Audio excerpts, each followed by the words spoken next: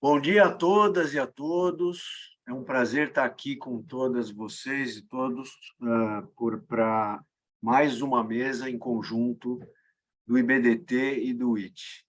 É um enorme prazer para nós do IBDT podermos dividir esse espaço com o IT, que é uma instituição séria, com uma causa importante e que vem já atuando em parceria com o IBDT em vários eventos.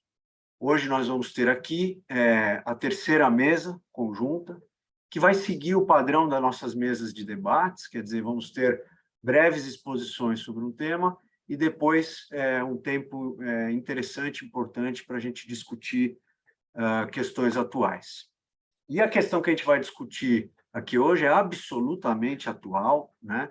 Temos uma legislação recente, uma implementação ainda em curso, né?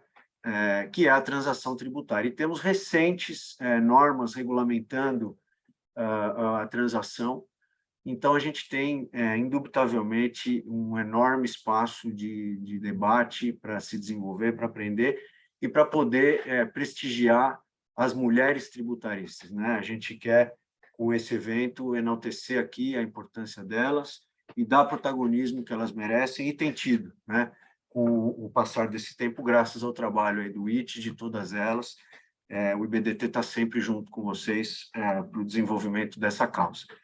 Para falar, então, da transação, eu queria brevemente apresentar aqui as nossas palestrantes, né? Vão ser breves apresentações e depois debates. Nós vamos ter, primeiro, a Andréia Macito, que é advogada, sócia do Pinheiro Neto, representando o IT. Depois, a Fabiana Carsoni, que também é advogada, sócia do Maris de Oliveira Siqueira Campos, e membro do Conselho do IBDT, e a Juliana Furtado, que é professora da FGV e procuradora-geral da Fazenda Nacional aqui na Terceira Região.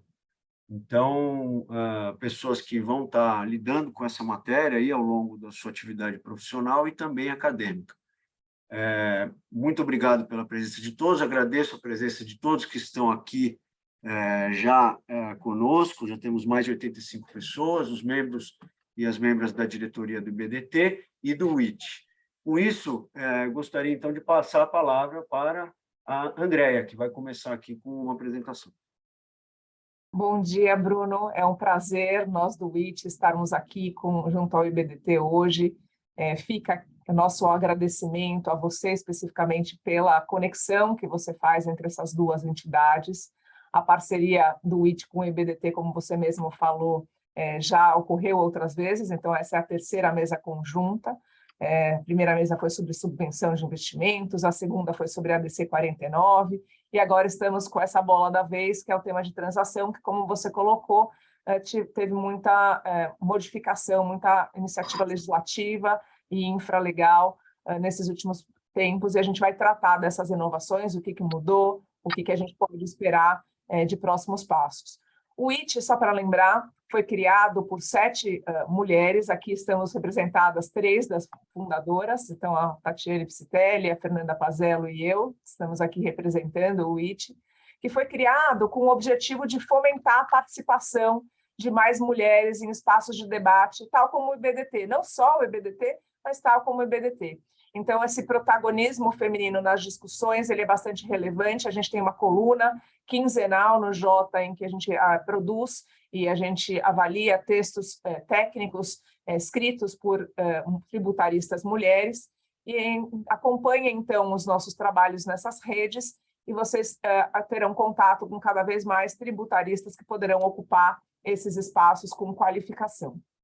Então, a gente hoje vai começar falando da transação. Bruno, eu não sei se eu posso já partir para a introdução ou do tema, ou se você quer fazer mais algum comentário, alguém, a Juliana. Não, por favor, pode seguir. Você vê, eu acho que eu preciso te fazer host aqui para poder você apresentar. Você vai dividir a tela? Eu vou. Deixa eu ver se eu consigo. Eu acho que eu já consegui. Deu certo. Deu certo, né? Deixa eu só aumentar aqui a minha tela.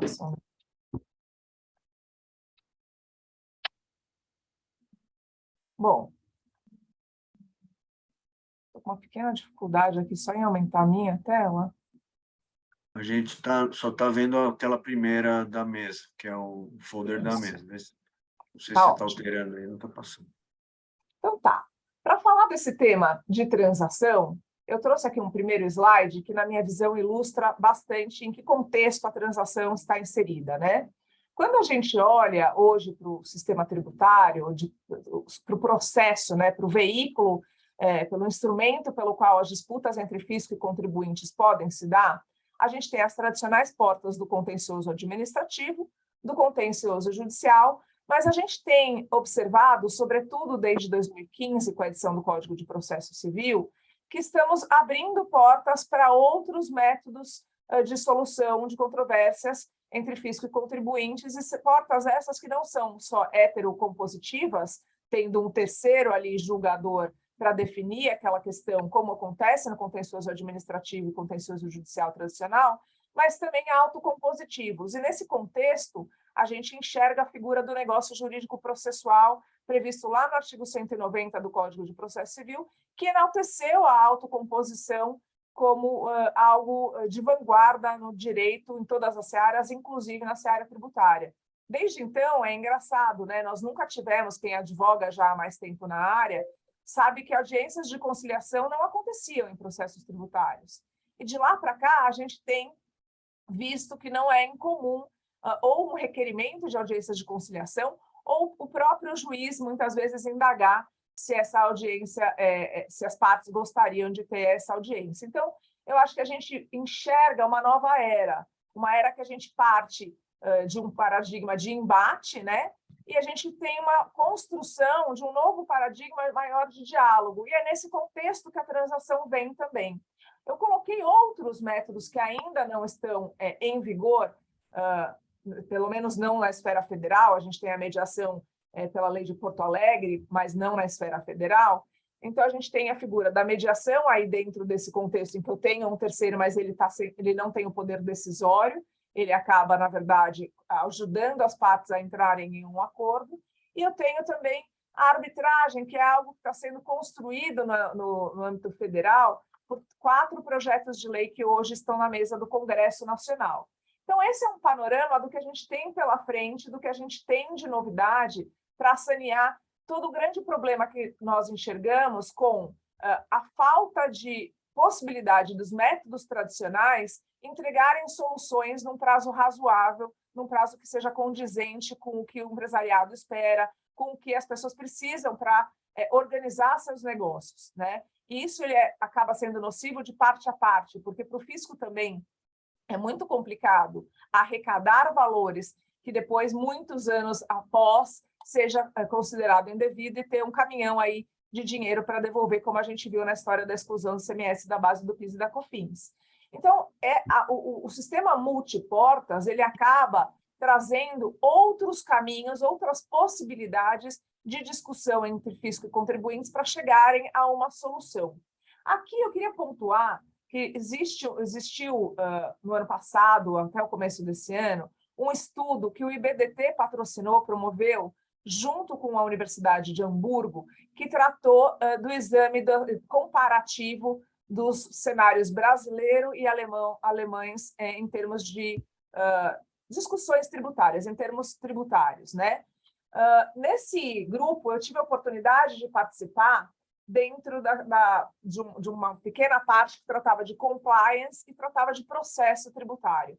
E ali eu pude tratar de métodos alternativos de solução de controvérsias tributárias, que é um assunto que eu e a Tatiane, nós nos dedicamos desde 2017 no grupo da GV, que é dedicado ao mestrado profissional. Nós criamos ali um grupo, mesmo antes de existir qualquer coisa relacionada à transação, mas após a criação do NJP, nós começamos a olhar para esses métodos, e o IBDT, com a Universidade de Hamburgo, também olhou para isso. E eu queria trazer aqui já uma curiosidade. Enquanto a gente estava falando que a nossa vanguarda eram métodos alternativos, autocompositivos, tal como a transação, e que a gente ainda estava caminhando, eventualmente, até para uma arbitragem tributária, com os projetos de lei na mesa do Congresso, na Alemanha, a informação que eu tive é que isso não está no radar dos alemães, que isso não é uma preocupação dos alemães. E daí me causou curiosidade entender o porquê. E o porquê é que eles têm necessariamente, para a constituição do crédito tributário, reuniões com a Fazenda, com o fisco alemão, e eles acabam ajustando condutas. Nesse momento de fiscalização, em que se identifica alguma controvérsia relacionada à interpretação legislativa. Então, muita coisa ali é alinhada na largada, de modo que eles não precisam de um sistema multiportas posterior, até porque o judiciário deles é muito mais enxuto. Pouquíssima coisa chega a ser efetivamente litigada nas portas tradicionais. Enquanto que aqui a gente enxerga o contrário. A gente enxerga uma vinculação, uma obrigatoriedade do lançamento, com pouquíssimo diálogo ali na origem, de modo que essas portas se mostram muito mais necessárias dentro do nosso sistema tal como construído. Então, acho que a gente discute muito sobre esse sistema multiportas depois que o conflito está instituído, mas a gente também poderia pensar num aprimoramento ali na hora da constituição, na hora do lançamento fiscal. Em relação especificamente à transação, aqui eu trouxe um slide muito mais explicativo, né, detalhando o que a gente, qual foi o percurso da construção da transação, dessa figura da transação no direito tributário brasileiro. Então, a gente tem a transação já prevista há mais de 5 décadas. A gente tem ali a transação prevista no artigo 171 do Código Tributário de 66, em que ele fala que é um mecanismo em que as partes, por concessões mútuas, vão importar em um acordo que finalize aquele litígio e extinga o crédito tributário. Então, ele já é uma causa de extinção prevista no 156, ele tem a previsão no 171, mas o Instituto só foi regulamentado no âmbito federal em 2019 com a MP do contribuinte legal, a MP 899, que buscou trazer caminhos para o contribuinte se regularizar.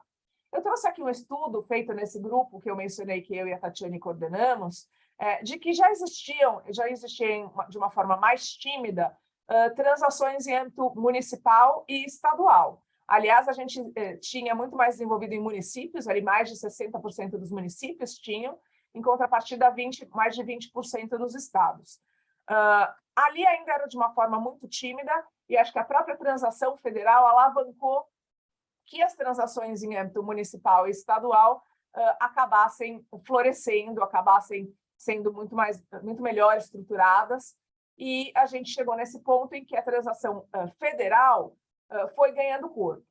Ela foi ganhando corpo como? Veio, então, a MP do contribuinte legal, depois veio a Lei 13.988, que é a Lei da Transação por Excelência, que foi recentemente alterada pela 14.375, que acabou sendo regulamentada pelas portarias que vão ser o foco da discussão e foco de atenção da Fabiana e da Juliana em seguida. Essas portarias todas regulamentares, elas basicamente mostram, né, essa lei, essa MP, que a transação ela é trazida como um instrumento de contraponto ao refis, as anistias que nós víamos periodicamente. As anistias, via de regra, elas eram dadas de forma indiscriminada para todos os contribuintes, enquanto que a transação, o foco dela é olhar para aqueles créditos que o fisco tinha pouca expectativa de receber. Então, a Procuradoria regulamentou, até agora, essa alteração recente da 14.375 nesse ano, só existia possibilidade ali de transação individual com a Procuradoria. A Procuradoria olhava muito para a situação específica de cada contribuinte e se aquele crédito ele poderia ou não ser recuperável sob a ótica de toda uma inteligência que foi feita no estudo de créditos pela Procuradoria. Por quê? Porque havia uma deficiência, uma carência, uma pouca efetividade nos métodos tradicionais em relação à arrecadação tributária. Existia um estudo que mostra que 1%, cerca de 1% do crédito tributário da dívida, de todo o crédito inscrito em dívida ativa, de fato chegava a ser recuperado. Então, a Procuradoria mudou esse mindset, fez um estudo, um approach mais inteligente de toda desse arcabouço, desse colchão de créditos que existia, classificou essas dívidas, olhando para aquelas que seriam de baixa recuperabilidade ou irrecuperáveis, a depender da condição e saúde financeira do contribuinte, mas também a legislação trouxe algumas presunções em relação a quando seria considerado irrecuperável ou baixa recuperabilidade. Exemplo, quando a empresa está em recuperação judicial, quando na pessoa física, quando são dívidas de falecidos, etc. E daí, os fatores que influenciaram a concessão da transação, né, a concepção da transação, eram muito aquela incapacidade de pagamento do contribuinte, o comportamento dele em relação a parcelamentos anteriores, por exemplo, os indicadores econômicos e a solidez das garantias que eles tinham. Os indicadores econômicos se olhou, especialmente na pandemia, muito para um benchmark dos setores, né? Como cada setor foi afetado. Então, existiram programas que foram moldados especificamente para esse momento. Lembrando que quando veio a MP da transação, a gente ainda estava numa situação pré-pandemia, e logo quando a conversão da lei ocorreu, a gente já tinha uma situação da pandemia e vieram, então, portarias regulamentares nesse sentido. E o que a transação possibilita? Ela possibilita benefícios diversos. A primeira coisa que os contribuintes querem, evidentemente, é a obtenção de descontos, mas ela permite também prazos mais alongados. Na transação individual, é permitido que você faça curvas de pagamento de acordo com determinados fluxos. Então, por exemplo, uma instituição de ensino que faça um caixa relevante quando há matrículas, tem alguma receita extraordinária, como, por exemplo, no mundo do futebol. Então, por exemplo, o Botafogo, né? Eu fiz a transação do Botafogo. Você consegue identificar determinados fluxos em períodos em que há venda de jogadores. Então, tudo isso você pode negociar, conversar e fazer uma curva adaptada de pagamento. Você também pode ter outras negociações relacionadas a garantias e tudo mais. Então, esses são os benefícios da transação, um diálogo que permita que todas essas coisas sejam acertadas dentro de um acordo. A transação, ela também traz outras modalidades, como a transação do contencioso de relevante disseminada controversa, que é o que a gente chama de transação de teses, né? Nós tivemos, dentro desse período, desde a aprovação da Lei 13.988, apenas 2 editais de transação de tese, um de PLR e o outro de ágio, que acabou agora dia 29/7, além de outros tipos de transação, como eu falei, por adesão no contexto da pandemia, sobretudo no programa de retomada fiscal. Isso é o que a gente tem na mesa. Recentemente, então, a gente teve algumas alterações dessa lei de 2020, essa lei 13.988, pela 14.375, que trouxe uma série de mudanças que a sociedade já tinha ansiedade por elas, né? Já reclamava determinadas mudanças, e muitas mudanças vieram aqui, seja pela Lei 14.375, quer seja pelas próprias portarias regulamentares. Então, a gente tem a portaria regulamentar da PGFN, que é a ANES 757, e a portaria da Receita Federal, a 208. Uma das coisas que vieram nessas portarias e nessa lei é a possibilidade de transação em relação a débitos em contencioso administrativo. Antes, era muito comum que houvesse um contencioso desnecessário que obrigasse a inscrição de débitos em dívida ativa para que você pudesse transacionar, porque apenas débitos inscritos eram passíveis de serem transacionados. Agora, a gente ainda ficou com um hiato, aí quando termina o contencioso administrativo e ainda não foi inscrito, mas a parte do contencioso administrativo foi inserida dentre as possibilidades de créditos a serem transacionados. A gente também enxergou ali uma discussão sobre o uso de prejuízo fiscal e saldo negativo. Teve muito debate na regulamentação disso, mas a lei trouxe a possibilidade de uso dessas moedas de troca, inclusive em relação a partes relacionadas. A questão de uso de precatórios ou direito creditório também foi melhor regulamentado. E a lei também trouxe a possibilidade, a exclusão dos descontos concedidos da base do IRCS, PIS e COFINS em relação à transação na cobrança. A gente vai esmiuçar todas essas alterações agora que a Fabiana e a Juliana passarem pelas portarias, e na sequência a gente vai abrir para debates, porque há muita coisa a se discutir dentro da transação, há muitas dúvidas, até porque é um instrumento, como a gente está vendo aqui, relativamente novo. Embora seja um instrumento relativamente novo, a gente vê que é um instrumento cada vez mais utilizado. Então, quando a gente consulta informações oficiais da própria PGFN, a gente observa uma curva crescente de acordos sendo realizados, a maioria, evidentemente, por adesão, mas agora a gente tem uma novidade, porque a própria Procuradoria ela não conseguia ter braços suficientes para atender todas as demandas de transação individual, e agora a gente tem a figura da transação simplificada, que era outro anseio da sociedade, especialmente, sobretudo, em relação aos contribuintes que não alcançavam aquele patamar de 15 milhões, que era o patamar mínimo para transação individual, e que esse patamar agora foi reduzido, não pela lei, pelas portarias, o patamar é de 10 milhões, havendo ainda a possibilidade entre 1 e 10 milhões de se fazer a transação simplificada. Esse era um breve introito, que eu agradeço a atenção aí de todos, dando bom dia para Juliana e para Fabiana para assumirem aí as tratativas em relação às portarias. Obrigado, Andréa. Agora passamos a palavra aí para a Fabiana, que vai tecer comentário sobre a portaria. Olá, bom dia a todos. Primeiro, eu queria agradecer mais uma vez pela possibilidade de estar ao lado das grandes mulheres do WIT, agradecer ao IBDT pela parceria e pela manutenção dessa parceria, né? Nossa terceira mesa, todas as mesas foram um sucesso e essa já começou sendo.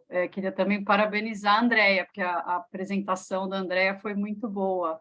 Além do PowerPoint ser lindo, a apresentação foi excelente. Parabéns, Andréa. Agora, o meu papel aqui vai ser apresentar para vocês um breve comparativo das atuais portarias que dispõem sobre a transação tributária, portaria da Receita Federal e a portaria da PGFN. Fabi, vê se você consegue colocar no modo apresentação aí, que está pequenininho. Foi? Feito, foi. Está passando o slide? Está passando o né? slide. Tá. Aproveito que eu peguei a palavra aqui para comemorar 123 presentes, hein? Um sucesso absoluto a nossa mesa. Antes de falar um pouquinho sobre essas portarias, eu queria pegar o gancho de duas questões ditas pela Andréa. Ela falou em diálogo e ela relatou a experiência alemã de diálogo, né? Que é uma experiência característica europeia. Há bastante diálogo entre fisco e contribuinte. E o que me parece é que a transação, o negócio jurídico processual e outros instrumentos, eles acabam, talvez, inaugurando, não sei se inaugurando é bem a palavra, mas acho que certamente fomentando uma era do diálogo aqui no Brasil, né? A relação entre fisco e contribuinte no Brasil, tradicionalmente, é uma relação de conflito, uma relação beligerante, e esses instrumentos, eles querem mudar a tônica da relação entre fisco e contribuinte. Assim a gente espera que aconteça, mas, claro, para acontecer é necessária uma mudança de mentalidade de ambas as partes, né? Fisco e contribuinte. Acho que a gente precisa tirar a desconfiança dessa relação, estar mais aberto ao diálogo e às concessões. A própria Andréa, também na apresentação dela, mostrou que a premissa básica da transação são as concessões mútuas. Então, as partes precisam estar abertas para esse diálogo, para essa conversa e, consequentemente, para essas concessões. É nesse contexto, então, que a transação tributária ela se insere. Tanto a lei como as portarias da PGFN e da Receita estabelecem em que condições e quais as premissas básicas dessa transação. Ambas as portarias dizem que não é qualquer situação que admite, que viabiliza a transação tributária. É necessário que se identifique uma situação transitória de crise do contribuinte, desse sujeito passivo. É necessário haver um equilíbrio de interesses. Então, no contexto dessas concessões, tem que haver esse equilíbrio. Tem que ser identificada uma cobrança de forma menos gravosa, tanto para a União como para os contribuintes, e tem esse intuito de beneficiar aquele contribuinte que, de algum modo, está passando por uma dificuldade financeira. Ambas as portarias dizem que é obrigação do contribuinte fazer prova da sua situação econômica, ou seja, dessa situação econômica difícil pela qual ele passa e que autoriza a transação tributária. Ele deve autorizar a compensação tanto de indébitos tributários que ele tenha, que sejam líquidos e certos, como de precatórios federais. E os precatórios federais podem ser próprios ou podem ser de terceiros. Esses créditos líquidos e certos, eles podem ser utilizados pelo contribuinte como moeda para liquidação das parcelas do acordo de transação. Ele deve também desistir de ações judiciais, defesas em processos administrativos em curso, renunciar a alegações de direito, e aqui é um ponto interessante, que tanto a lei como as portarias requerem que a renúncia recaia sobre alegações atuais e futuras. Então, aqui existe um certo exercício de futurologia por parte do contribuinte de renunciar a alegações, às vezes até de fatos que sequer ocorreram. Isso nós vimos de modo claro, regulamentado recentemente na transação do ágio, em que havia uma previsão nesse sentido, uma previsão que tem respaldo na lei da transação, porque a lei da transação diz que essa renúncia ela tem que abranger também fatos geradores futuros ou ainda não consumados. Acho que esse é um ponto interessante para a gente debater. A portaria da PGFN ela é bastante rigorosa com a situação de regularidade do contribuinte. Fica claro que o objetivo da Procuradoria é que, ao utilizar esse instrumento de transação, o contribuinte tente sanear a sua situação fiscal. Saneando a sua situação fiscal por meio da inclusão da totalidade dos débitos inscritos em dívida ativa, exceções são feitas para não inclusão da totalidade, mas a regra é a totalidade.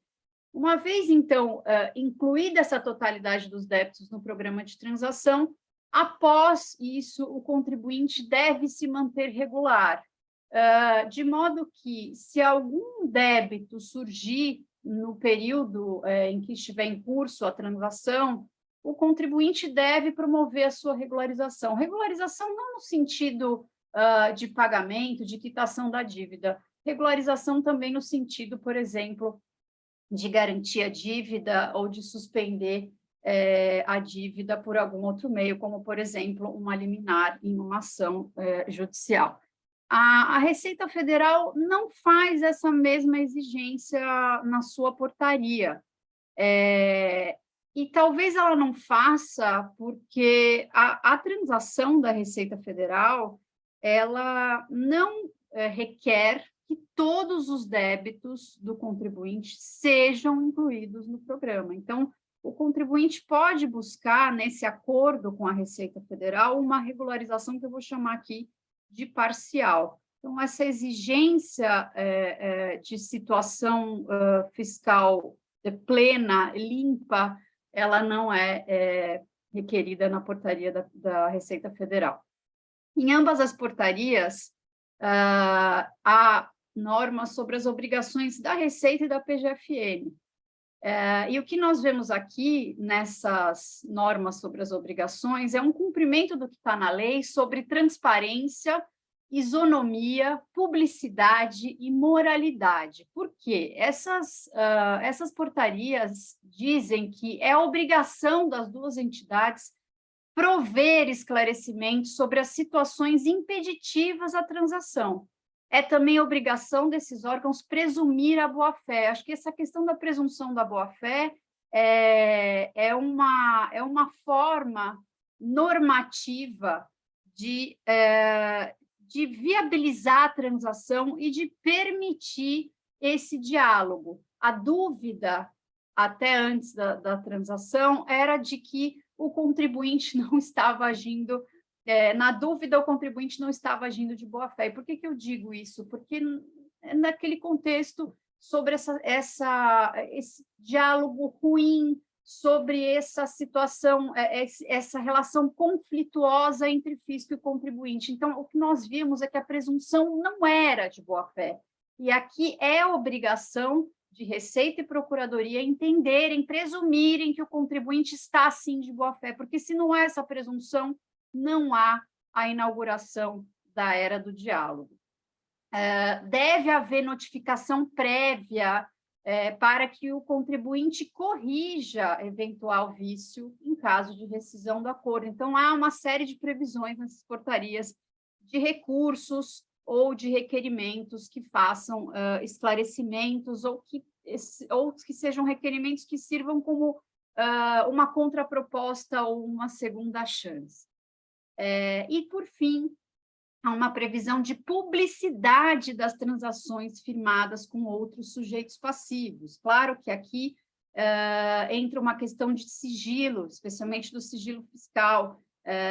O CTN diz que o fisco não pode divulgar informações de outros contribuintes, porque essas informações são protegidas por sigilo fiscal, e esse sigilo é assegurado pela lei da transação e também pelas portarias. Mas, para garantir a isonomia entre os contribuintes, no contexto desses acordos, Receita e Procuradoria são obrigados a divulgar os acordos que firmam, as condições dos acordos. Essa divulgação tem sido feita pela Procuradoria, basta buscar no site, e há uma série de acordos firmados, com o nome, inclusive, das entidades que firmaram os acordos, e lá é previsto o valor da dívida, condições de quitação da dívida, e o que não aparece nesses acordos é, por exemplo, a situação financeira dessas entidades. Não vai haver uma descrição detalhada nessas informações divulgadas no site sobre as condições financeiras que legitimaram a adoção das condições A, B ou C de transação. Então, é claro que é muito importante a divulgação das condições da transação, mas não é possível ter conhecimento em detalhe da situação econômico-financeira daquele contribuinte que legitimou a adoção daquelas determinadas condições. Exigências que constam nas duas portarias, exigências que são definidas a critério exclusivo de Receita e Procuradoria. Pode haver o pedido de um pagamento de uma entrada mínima, podem ser mantidos arrolamento e outras garantias quando a transação envolver parcelamento, moratória ou diferimento, e pode haver também a solicitação de novas garantias. Em relação às novas garantias, a própria lei da transação assegura que novas garantias não vão ser exigidas quando a Procuradoria ou Receita identificarem que isso vai se tornar muito custoso para o sujeito passivo, inviabilizando a sua recuperação financeira. Então, isso tudo é analisado nesse contexto de diálogo e de acordo entre as partes. Concessões. Quais são as concessões feitas também a critério de Receita e Procuradoria? A Andréia já apontou algumas dessas concessões. Descontos. Mas desconto a qualquer situação? Não. Desconto a débitos irrecuperáveis ou de difícil recuperação, né? A Andréia falou que as transações, embora em alguma medida se assemelhem aos parcelamentos que nós vimos muito nos últimos anos, especialmente em matéria federal, ela tem uma particularidade de não se estender a todo e qualquer débito, né? O objetivo maior dessas transações, eu estou falando aqui dessas transações, não do contencioso de relevada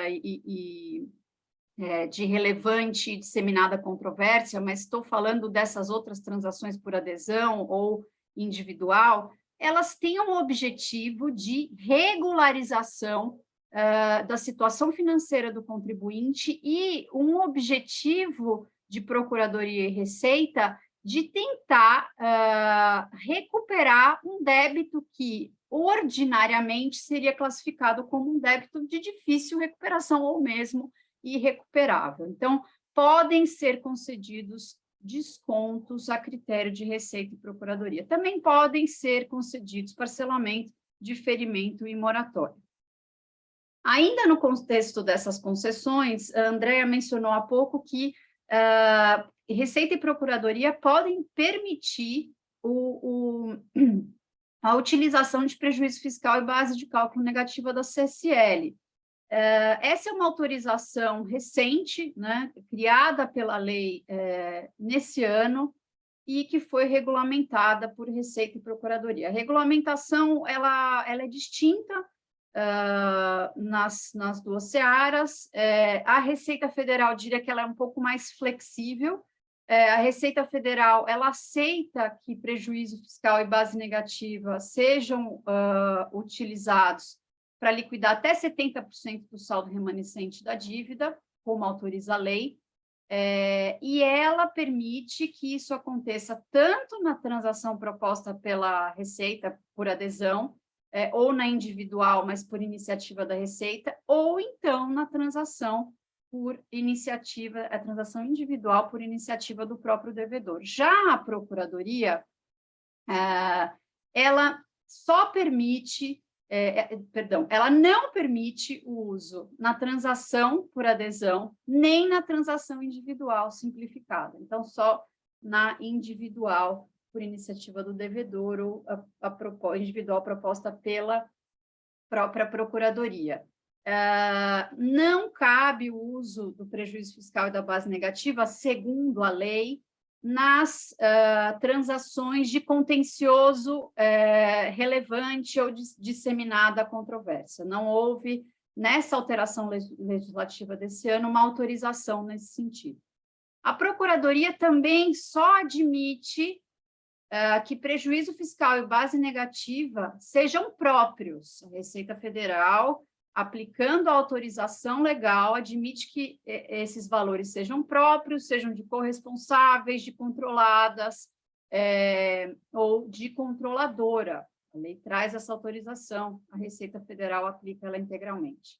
E a Procuradoria ainda faz mais uma limitação. Esse prejuízo fiscal e essa base negativa podem ser usados em caráter residual. Por que isso?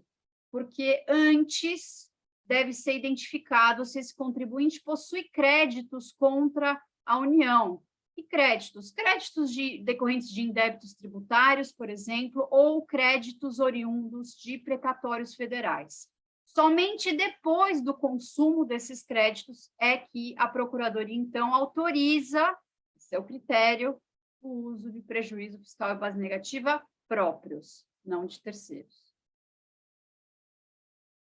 Vedações. Como regra geral, essa regra consta da lei, também das portarias, não deve haver desconto sobre o principal, somente juros, multa e em relação aos débitos da Procuradoria também sobre os encargos legais. A redução, como regra, não superior a 65%, há algumas exceções, até 70% para pequenas empresas, MEIs e outras entidades, ou então até 50% para o contencioso relevante ou de disseminada controvérsia. O prazo não superior a 120 ou então 145 meses para algumas entidades, ou contribuição previdenciária, que tem um prazo menor de 60 meses.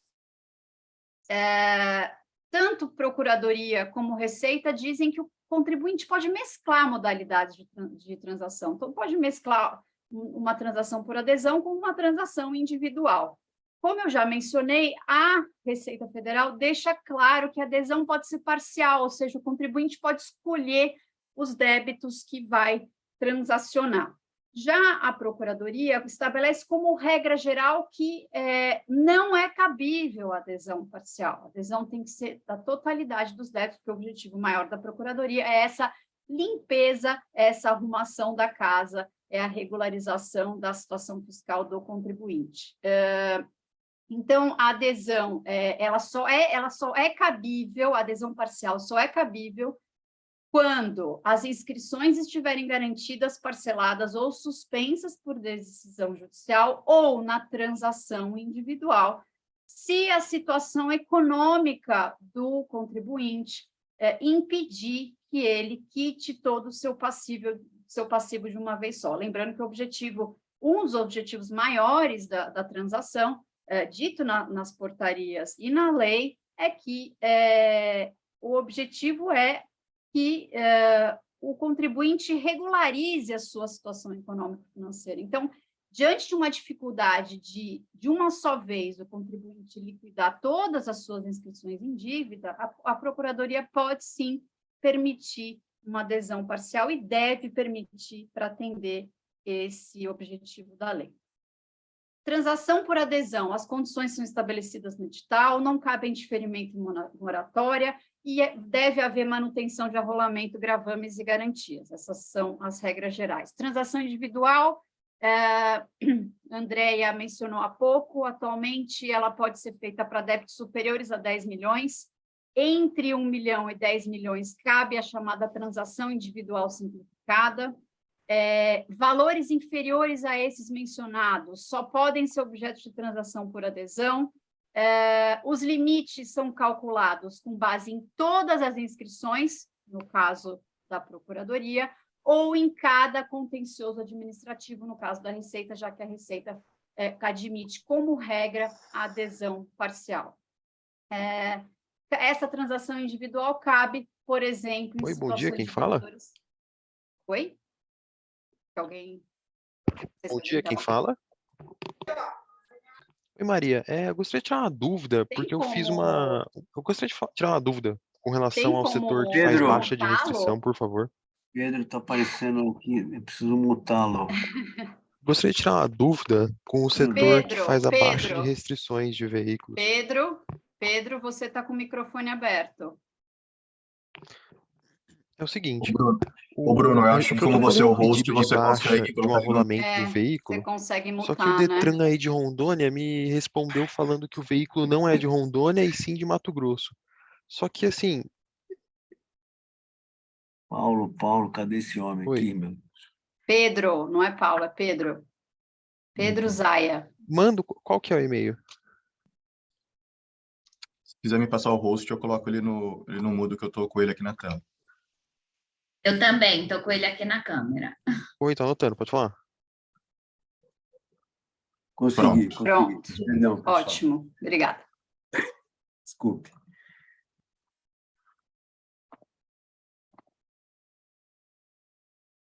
Transação individual proposta pelo devedor, ele tem que demonstrar a situação econômica, ele tem que apresentar um plano de recuperação fiscal, sendo que na transação simplificada ele também tem que apresentar um valor de entrada, um pagamento de entrada mínimo, as portarias estabelecem que a alienação de bens por ele feita durante a transação deve sempre ser comunicada ao fisco. Transação individual proposta por Receita e Procuradoria identificam a capacidade de pagamento do contribuinte, uma capacidade de pagamento presumida, e são apresentadas as condições de quitação, mas cabe uma contraproposta pelo devedor. Bom, aqui eu encerro, eu não vou tratar desse slide, aqui eu encerro a minha fala. Obrigado, Fabiana, excelente exposição, assim como a Andréia. E agora passamos a palavra à doutora Juliana. Olá, bom dia a todos e todas. Uma alegria enorme participar de mais um evento do IT, em parceria com o IBDT. Adoro participar desses eventos, sou muito próxima do IT, desde a fundação, junto com Tatiane, e ver assim o papel, né, que as mulheres passam a ter nesse cenário tributário, assim muito muito animador, né? E eu sei do trabalho que todas essas mulheres que eu admiro tanto fazem à frente do IT. E o IBDT, Bruno, sempre parceiro. É uma alegria, Bruno, atender aos seus convites. Fiquei super feliz. Esse evento, inicialmente, parecia que ia ser amanhã e eu iria estar na GV. E fiquei super triste que não ia estar aqui. E ainda mais falar desse tema, né, da transação, e com todas essas mudanças que nós tivemos agora recentemente. Bom, a pergunta, eu queria começar assim, ouvir com bastante atenção a Andréia e a Fabiana, parabenizo pelas palestras, e eu gostaria assim de conversar um pouco com todos vocês sobre essa mudança, né, na lei da transação. Acho que de 2019 para cá, nós tivemos assim um salto, uma evolução em olhar o conflito e o litígio tributário muito grande, em especial por conta da transação ter sido regulamentada. E eu pergunto, e tenho me perguntado, é o motivo pelo qual a transação foi modificada. Se nós pensarmos, foram alterações significativas que a nova lei, né, a 14.375, trouxe, e de alguma forma, me parece que é um avanço em relação ao Instituto. E isso me deixa muito feliz. Me deixa muito feliz porque lá em 2019, nós não sabíamos o que seria da transação. Era uma tentativa, como bem colocada aqui pela Andréia, de regulamentar um instituto que há 50 anos estava previsto no Código Tributário Nacional, sem nenhuma perspectiva de mudança desse olhar, de solução de controvérsia, pensando que ele é muito mais efetivo, sem dúvida nenhuma, quando as partes conseguem sentar e conseguem dialogar. Então, acho que esse é o primeiro caminho que nós temos que pensar, né? Abrimos essa primeira porta, né, Andréia, lembrando aí do seu slide, e quando a gente abre essa porta, nós temos que pensar que a transação, ela não é algo estático, ela é dinâmica, e ela foi colocada à prova, para que a gente pudesse, enquanto operadores do direito, olhar, identificar seus pontos fortes, seus pontos fracos, o que ela precisava mudar e ter aí uma atividade legislativa como essa que nós tivemos há um mês atrás, adequando e trazendo a transação para que ela cada vez mais se aproxime dessa realidade da pragmática que nos apresenta, né, e que nos é tão firme. Por exemplo, quem me acompanha e acompanha a minha linha de pesquisa na FGV sabe o quanto que eu já falei de transação. E talvez um dos pontos, né, mais importantes que nós sempre falávamos era por que a transação tem que ter como marco a inscrição em dívida ativa. E aqui eu estou falando da transação na cobrança, né? Talvez esse fosse um ponto que nós, né, Andréia, Tatiane, nas nossas conversas, a gente realmente tinha uma explicação, vamos dizer assim, jurídica para essa distinção. O que nós tínhamos era uma explicação realmente de conformação a uma possibilidade, era o que era possível naquele momento. Então, naquele momento, a Procuradoria da Fazenda Nacional, a gente sabe que o nosso sistema tributário, na esfera federal, ele é muito bem delimitado, né? A Receita Federal constitui e a Procuradoria cobra. Então, dentro desse espectro aí, foi a forma encontrada de fazer com que a transação saísse do papel. Então, vamos focar nos débitos inscritos em dívida ativa. Mas isso era um marco impossível de ser ultrapassado? Não. Mas a pragmática precisava nos trazer respostas de que o diálogo era bom, de que ele dava certo, que os termos de transação iriam avançar, que a litigiosidade podia ser diminuída. E nós tivemos, o slide trazido pela Andréia mostra isso. Olham quantas dívidas foram solucionadas, quantos acordos foram fechados. Isso foi um índice, né, importantíssimo para mostrar que a transação ela veio para ficar. E quando ela vem para ficar, ela precisa ser acomodada às necessidades de quem está trabalhando com ela, quem está se beneficiando dela, né? Dia desses, eu tive a oportunidade de enfim, falar num outro evento, onde eu pensava o seguinte, por que será que a gente chegou aqui? Né? Por que a gente está aqui agora conversando sobre formas alternativas de solução de controvérsia? Porque eu tenho certeza que tanto o fisco quanto o contribuinte chegaram à conclusão que se nós continuássemos brigando naquele caminho do litígio, isso é ruim para todo mundo. Isso é ruim para o fisco, que não arrecada. Isso é péssimo para o contribuinte, que não consegue resolver suas controvérsias dentro de um prazo que seja razoável para isso. E aí, dentro desse contexto, eu começo a falar das alterações legislativas. Vejam, alteração legislativa. Primeira delas, transação agora pode ser feita no âmbito da Receita Federal.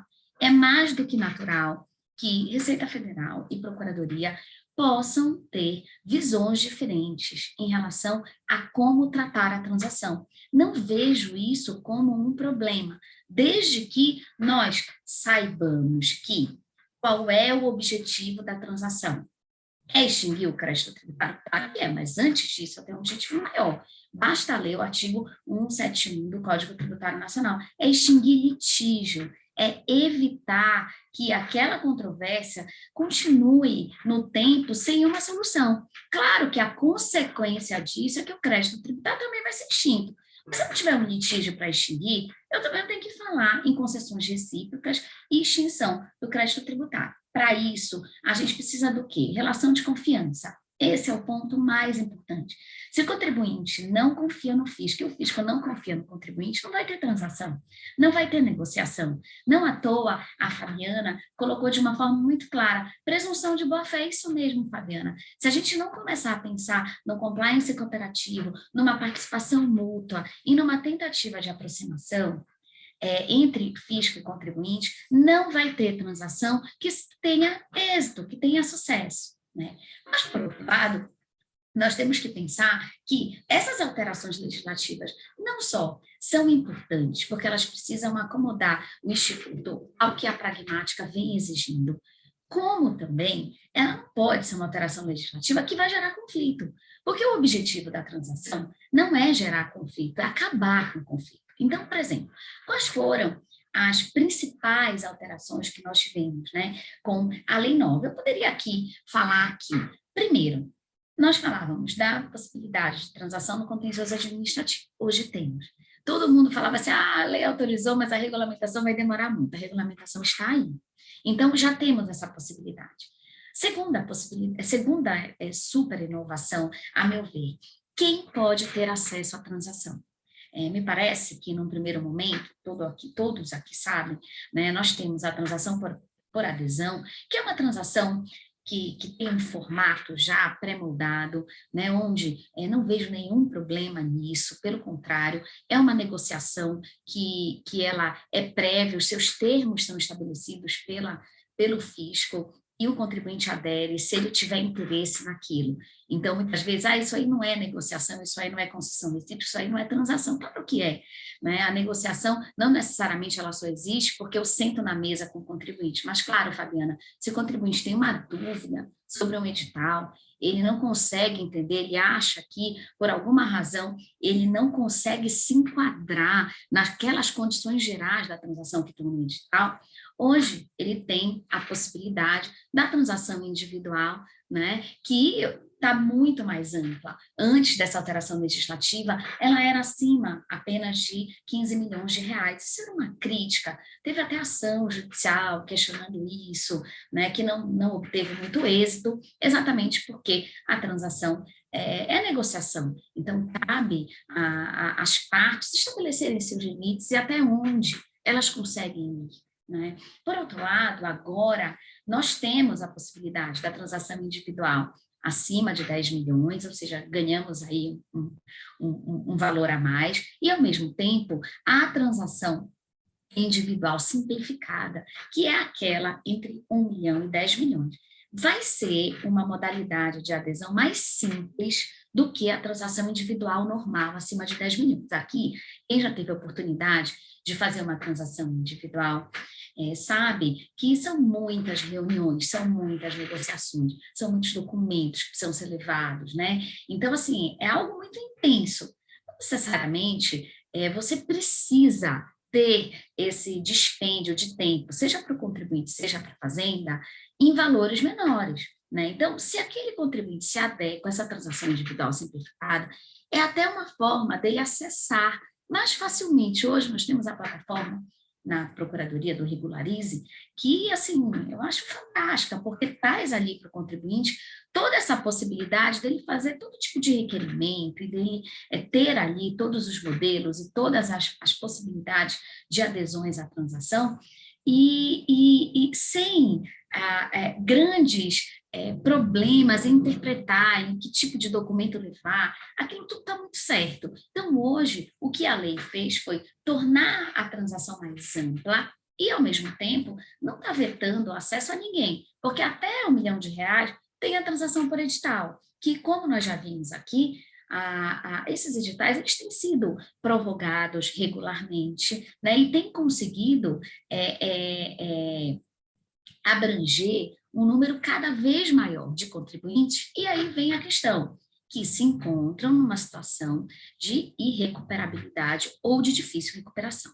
Então, quando a Fabiana coloca assim, olha, tem algumas coisas na transação que podem não soar como algo que poderia estar de acordo, que a Procuradoria poderia, de alguma forma, estar mais flexível. 2 exemplos que a Fabiana colocou aqui, né, que foi a necessidade da regularidade fiscal, e um segundo exemplo, que foi colocado também aqui na belíssima explanação da Fabiana, né, que diz respeito, assim, à necessidade de inclusão de todos os débitos dentro da transação. Realmente, Fabiana, talvez essas são exigências que a Receita Federal não tenha colocado, né, e talvez até por uma questão, não sei te dizer se foi por isso, mas até por uma questão pragmática, todo mundo sabe aqui na Receita, os débitos eles vão entrando no conta corrente do contribuinte em vários momentos, então quantas vezes vocês querem uma CND e vocês não conseguem CND porque quando você acha que está tudo certo, entrou um outro débito, né? E aí vocês precisam correr atrás para garantir aquele débito e tudo para poder ter a CND. Talvez esse seja um ponto, eventualmente, que explique, né? Mas, por outro lado, dentro da Procuradoria, sempre se olha o objetivo da transação, e eu acho que isso é uma preocupação que eu tenho, não só como professora, também como procuradora, não desnaturar o Instituto. A transação ela não veio como uma substituta de refis, ela não veio para isso, ela veio para extinguir litígio. Então, nós temos que pensar, se ela vem para extinguir litígio, a intenção é que esse litígio ele se encerre. E para ele se encerrar, eu não posso permitir que aquele contribuinte volte a discutir aquele débito que o próprio contribuinte aceitou que ele não quer mais descobrir, que ele conferiu concessões mútuas, né, para poder participar da transação. Por outro lado, a regularidade fiscal dele é a meta. Se eu vou lá oferecendo transações, né, e sem olhar para o contribuinte, sem conseguir enxergar para que contribuinte eu quero oferecer aquilo, eu estou desnaturando completamente a transação. Então, o objetivo da transação é regularidade fiscal, é que essa transação seja oferecida para aquele contribuinte que não apresenta capacidade de pagamento.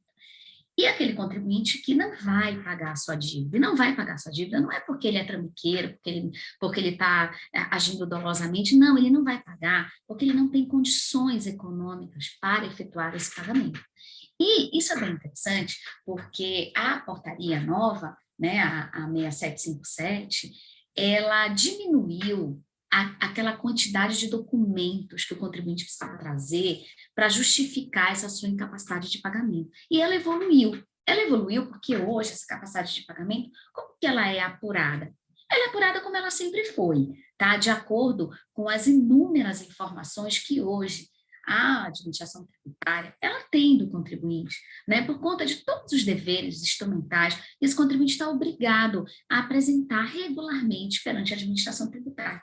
A partir daí, a Procuradoria da Fazenda Nacional, ela mede essa capacidade de pagamento olhando os próximos 5 anos. E ela olha os próximos 5 anos e verifica se aquele contribuinte apresenta condições de quitar o seu débito sem ganhar um desconto, sem ganhar um diferimento. Então, a partir daí, ela elenca e faz esse rate do contribuinte. Agora, a Receita Federal também usa a capacidade de pagamento como algo imprescindível para o contribuinte aderir à transação. Então, é por isso que a capacidade de pagamento ela vai ser única. Vejam que não funcionaria se a Receita tivesse uma capacidade de pagamento e a Procuradoria outra. Certamente, a gente ia se bater. não é? Porque um ia pensar de um jeito, outro ia pensar de outro. Como a gente sabe que, embora isso não seja desejável, acontece, né? Nós estamos no mundo real aí e, portanto, isso é possível. Então, quem vai tomar conta dessa capacidade de pagamento, vamos dizer assim, quem vai comandar a aferição dessa capacidade de pagamento é a Procuradoria da Fazenda Nacional. E, a partir daí, o que eu achei de super importante na portaria, e eu achei assim um avanço, quando o contribuinte não estiver de acordo com a classificação, ele vai poder questionar essa sua capacidade de pagamento, né, levando documentos que comprovem que ele não está tão bem assim quanto o fisco entende que ele está. Então, ele pode levar documentos produzidos por ele que demonstrem a sua impossibilidade de pagar o seu passivo no prazo de 5 anos. E quem olhar com bem calma a portaria vai ver que está lá que o contribuinte precisa justificar por que ele não se adequa naquela classificação que foi feita dele e, ao mesmo tempo, a Procuradoria ela vai precisar se manifestar pelo sim ou pelo não de forma justificada. Isso, para mim, é diálogo. Isso, para mim, é justificar para o contribuinte por que ele é C, D, ou, desculpem, que ele é A ou B e não C ou D, que é o que se beneficia os últimos da transação, né? Como eu acho que eu já falei muito, eu quero falar rapidinho só dos prejuízos fiscais, né, e da base de cálculo negativa com vocês aqui. Isso foi muito criticado, né, porque a Procuradoria teria restringido a utilização dos prejuízos fiscais.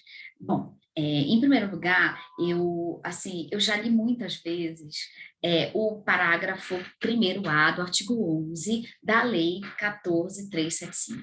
E me chama bem a atenção que esse parágrafo 1º-A, ele tem uma redação assim um pouco confusa, é fato, mas no finalzinho dele, ele diz o seguinte, que tanto Procuradoria quanto Receita vão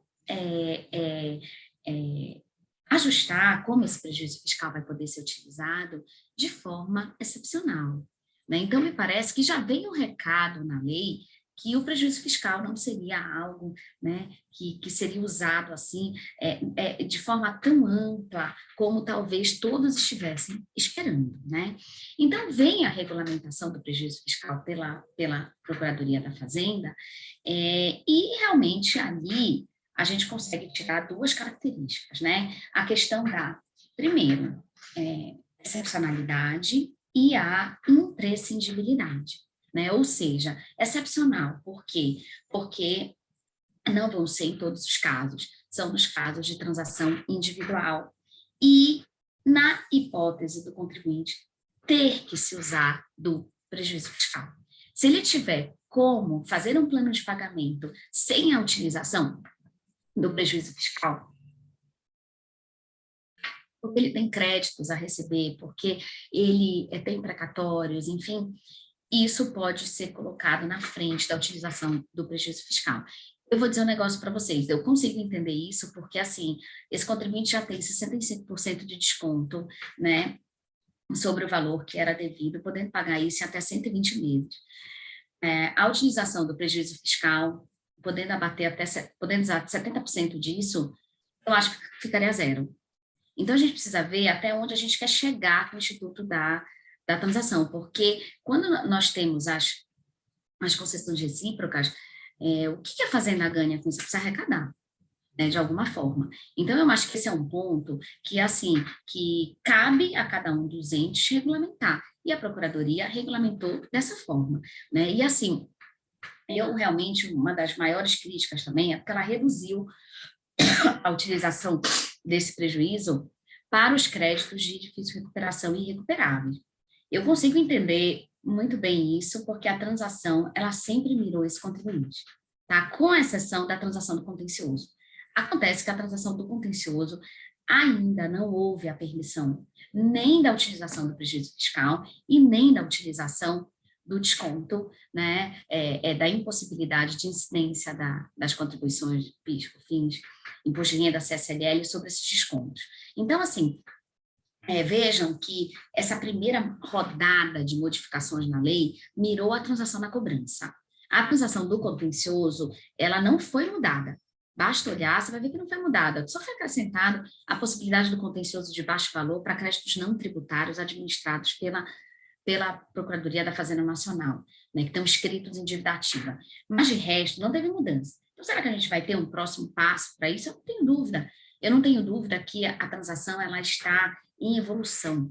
E cabe a nós discutirmos e realmente trazer, né, esses pontos para que esse instituto, que eu acho que é tão exitoso, possa cada vez mais se aproximar dessa nossa realidade prática. E, ao mesmo tempo, sempre pensando que, se for para a transação trazer litígio, é melhor ela nem existir, porque a finalidade dela é extinguir litígios, né? Então, eu vou já encerrar minha fala e fico aqui super à disposição para que a gente possa debater, agradecendo mais uma vez o convite feito pelo IT e pelo IBDT. Obrigada. Muito obrigado, Juliana. Excelente exposição também, colocando aí a posição da Procuradoria.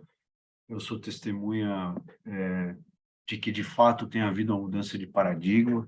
A Procuradoria está muito mais aberta ao contato com os contribuintes. Então, a gente está vendo a evolução desse processo acontecer de verdade, né? O discurso está aliado à prática, né?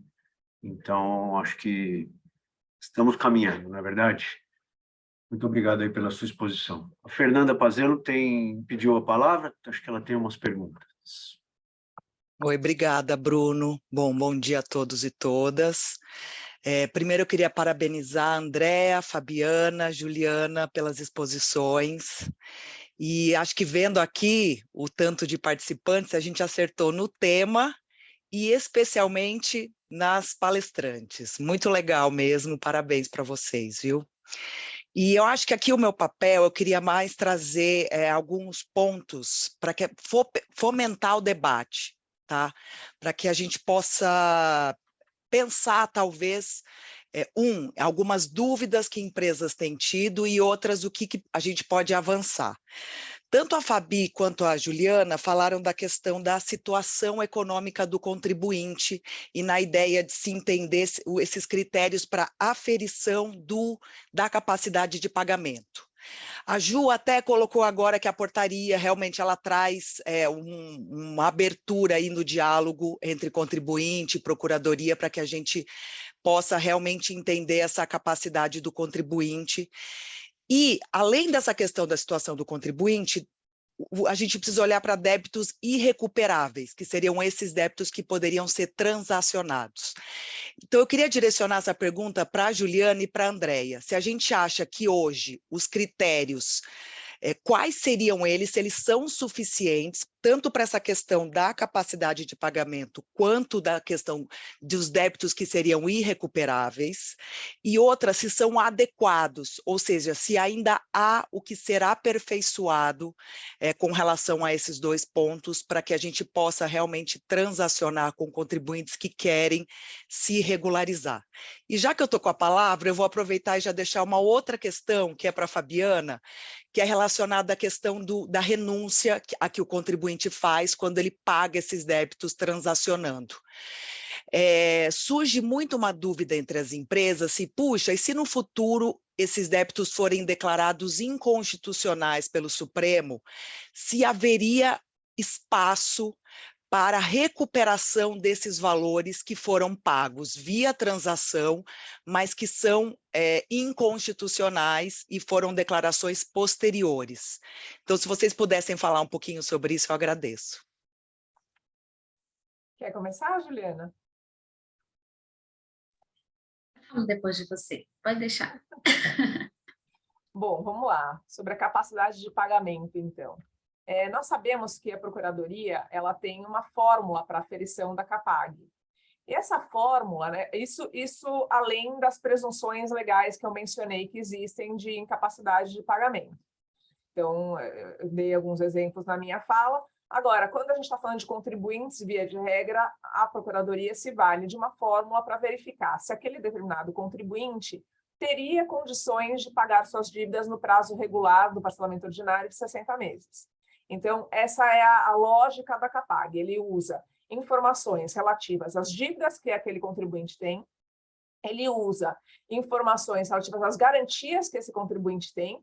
Então, ele deduz das dívidas os quais estão garantidos e existe aí uma plausibilidade maior em relação à sua recuperabilidade.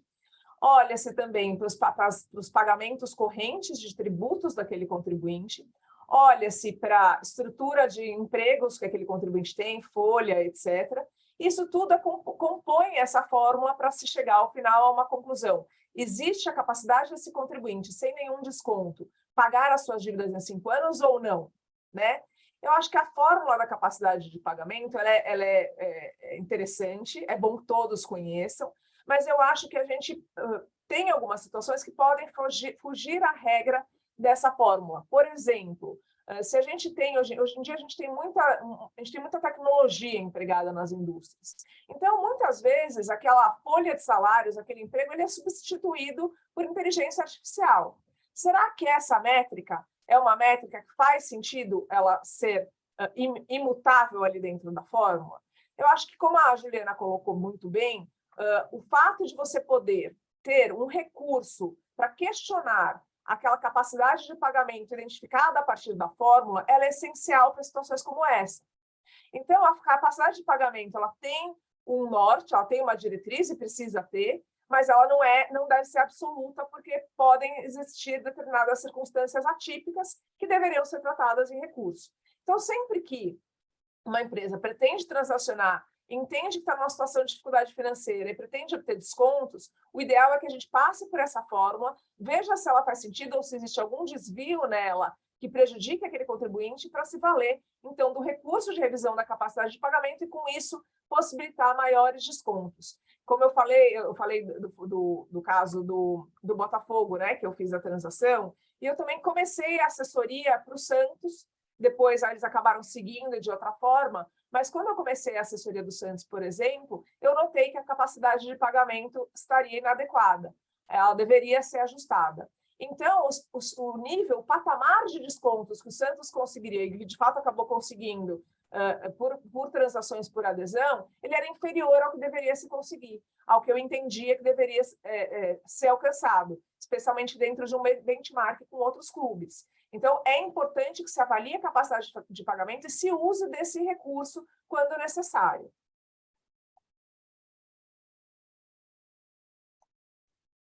Andréia, eu te acrescentaria que concordo em tudo que você falou, realmente precisa ter um algoritmo para fazer esse encontro de informações e ter essa listagem, vamos falar assim, né, para saber em que grau o contribuinte está. E eu achei assim que foi muito importante essa alteração da portaria, deixando mais claro como é que você revê isso, né? Porque essa possibilidade de revisão, ela sempre existiu, mas agora ela está mais clara na portaria, que como que você pode pedir essa revisão via regularize, os documentos que você tem que levar, a necessidade de apreciação pelo procurador, né? E aí trazer, e aí vai, né, da criatividade do advogado, de saber o que ali pode mudar, né, aquela capacidade de pagamento. Então, eu acho bem interessante, porque muitas vezes a gente acha, né, que, porque a transação agora está sendo tudo resolvido com concessão recíproca, aí está diminuindo, está só aumentando o nosso trabalho, né, seja do advogado público, seja do advogado privado. Então, realmente, eu acho que é um nicho novo e que é tão bacana ver 154 pessoas aqui interessadas nisso, porque pensem, talvez daqui 5 anos, 6 anos, 7 anos, a gente esteja aqui falando de transação no outro nível, né? E já assim, olhando que o judiciário é aquela porta que está ali disponível, mas se eu puder resolver antes, vai ser muito melhor, né? Então, nesse ponto, acho que da capacidade de pagamento é bem isso que a Andréa colocou. Eu acho que teve mais um ponto, André, se você quiser eu começo falando e aí você já me complementa, que é sobre o ponto da impossibilidade, né, de quem adere a uma transação, depois de discutir aquela adesão em relação àquele tributo que venha a ser considerado inconstitucional, por exemplo, pelo Supremo Tribunal Federal. Eu acho que esse é um ponto tão importante dentro da transação e para isso acho que a gente precisa entender um pouquinho a lógica, né, do Instituto. Então, eu acho que a gente confunde muito isso, porque a transação tem um instrumento que ela se utiliza para conseguir se materializar, que é o parcelamento. Não que o parcelamento precise sempre estar na transação, mas ela é uma das opções, né, que se coloca à disposição do contribuinte. E nós temos aí um julgado do STJ que fala que no parcelamento você tem corrupção de dívida, mas apesar disso, se no momento seguinte há uma discussão sobre aquele crédito tributário, acerca da constitucionalidade, da legalidade dele, seria possível que essa corrupção de dívida fosse rediscutida, né, pelo contribuinte. Eu penso de uma outra forma em relação à transação, porque para mim, transação não é parcelamento, então o parcelamento ele é um instrumento da transação. Então, no parcelamento, é necessária a confissão de dívida, né? É como um requisito para você aderir ao parcelamento. Na transação, a confissão de dívida, né, e, por outro lado, a renúncia ao direito de fundação é uma concessão recíproca. Então, eu não tenho transação sem concessão recíproca. Então, se dentro da concessão recíproca está eu abrir mão daquela discussão judicial, eu realmente estou num patamar muito maior do que a simples confissão do débito. A simples confissão do débito é um fato, né? A renúncia, ela é um direito ali que eu estou abrindo mão. E, por outro lado, me parece, então, que se a gente começar a comparar o parcelamento à transação, realmente a gente está comparando institutos diferentes, porque a transação, ela tem por finalidade extinguir o litígio, e o parcelamento, não. Ele não tem litígio nenhum envolvido ali, ele quer pagar de forma diferida, né? Só que existe essa aproximação pelo fato do parcelamento ser um instrumento da transação. Então, assim, acho que a lei 13988, em relação à transação do contencioso, ela foi muito firme no sentido de afirmar, como eu quero extinguir o litígio, tem que aderir à tese. Se, porventura, no futuro, o Supremo declara isso inconstitucional, aquilo que você já aderiu está aderido. Tá? Agora, para o futuro, aí a gente tem que pensar dentro da lógica dos precedentes e que o Supremo Tribunal Federal, a partir do momento que ele diz que ele introduz no sistema um precedente vinculante, até tem que ter forças para o futuro. Seria a mesma discussão que a gente tem em relação à coisa julgada, né, e os efeitos dela para o futuro, quando nós temos uma mudança de posição do Supremo Tribunal Federal. Mas isso talvez, eu acho que dá para a gente ter um outro evento, né, do IT, só para falar disso, de tanta coisa que a gente teria para conversar sobre essa possível adesão a entendimento do Supremo Tribunal Federal. Mas eu acho que rapidamente, em poucas palavras, era isso que eu queria colocar sobre essa questão da futurologia, né, Fabi? Gostei aí da sua colocação, né? Mas eu acho que, no final, eu acho que isso é o que conversa com o Instituto da Transação, até para a gente diferenciá-lo do parcelamento. Não sei se a Andrea vai complementar, se for complementar, complemente. Se não, a Fabiana pode responder, tendo visto a Fernanda. A Fernanda pediu para a Fabiana falar sobre esse ponto da futurologia. Sim. Então, eu acho que esse é um ponto que fatalmente vai acabar surgindo no futuro, né? Não tenho conhecimento de situações práticas, mas eu acho que a partir do momento que sobrevier um repetitivo do STJ, uma repercussão geral no STF, de um tema que tenha sido transacionado, os contribuintes já afeiçoados ao litígio vão querer acabar litigando. A Juliana já falou isso algumas vezes e falou agora novamente que o objetivo da transação maior quer dizer, são vários objetivos, né? Mas um dos objetivos é eliminar o litígio. Então, se eu instauro um novo litígio após o acordo, eu estou indo na contramão de um dos objetivos da transação. Então, acho que até por conta disso, e já conhecedor desse repetitivo do STJ, o legislador, quando instituiu a transação, ele colocou um dispositivo na lei dizendo que não é cabível esse pedido posterior de repetição de indébito, como tem acontecido em alguns parcelamentos.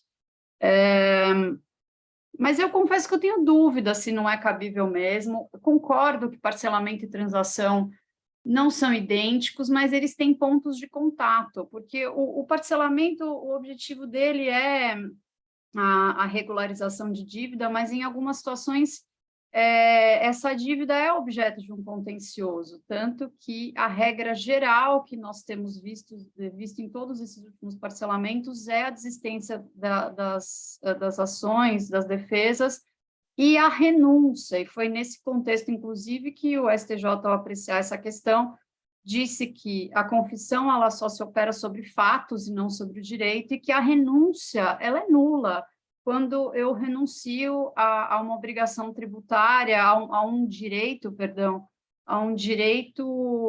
relacionado a uma obrigação que decorre da lei, né? Se na interpretação daquela lei a conclusão é pela inexistência da dívida, então, fatalmente, eu vou chegar à conclusão de que não havia dívida e logo aquela minha renúncia não operou efeitos. Acho que também essa questão tem embora enfrentada pelo STJ, ela tem um viés constitucional, que é a questão da inafastabilidade da jurisdição, né? Então, eu vou impedir que o contribuinte litigue, mesmo diante de uma situação extrema. Eu acho que a gente tem que raciocinar com situações extremas, né? Assim, o que eu chamo de uma situação extrema?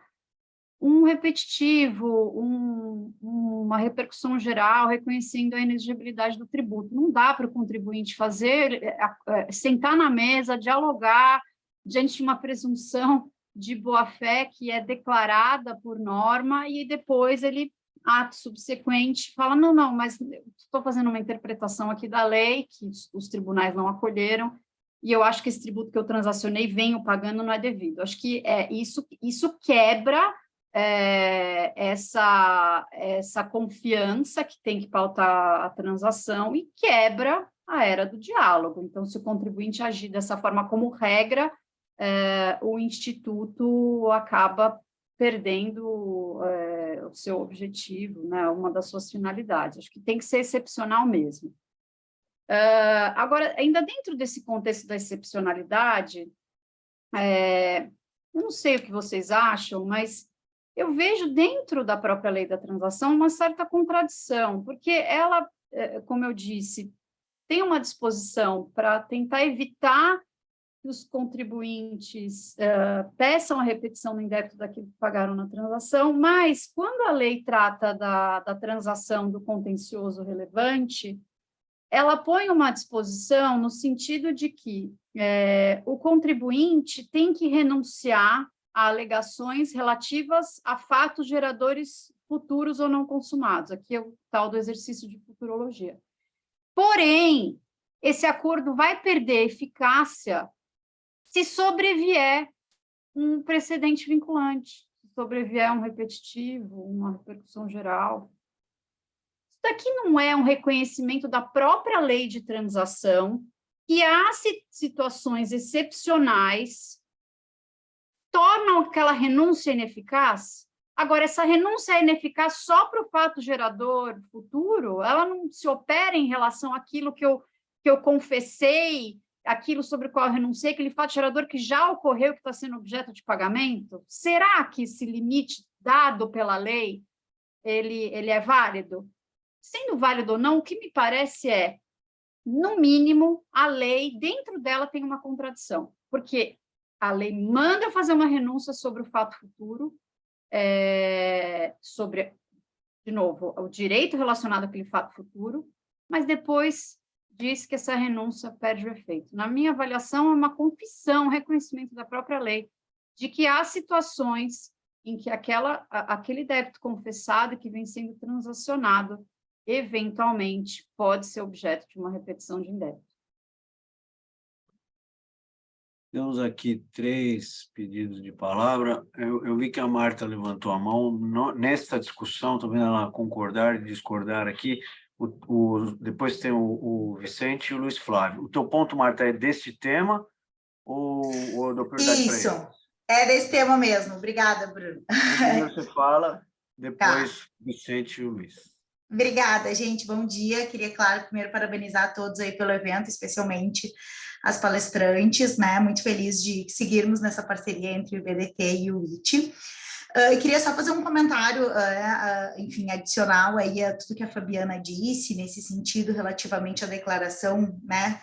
A possível declaração futura de inconstitucionalidade.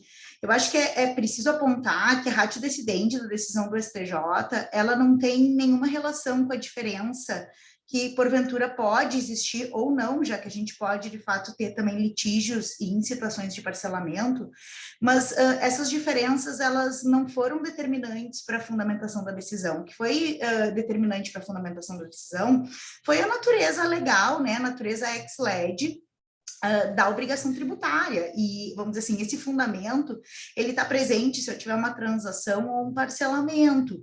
Então, me parece difícil fugir da aplicabilidade desse precedente também para as transações, porque eu não tenho como explicar qual que é a diferença de que na transação eu tenho uma possibilidade de transformar a obrigação tributária em uma obrigação ex voluntate, portanto, sujeita aí à possibilidade de renúncia, mesmo que ela não tenha lastro legal, fundamento legal, né, definido em um momento posterior pelo Supremo, e que no parcelamento eu mantenho, né, essa natureza, enquanto na transação eu não manteria, né?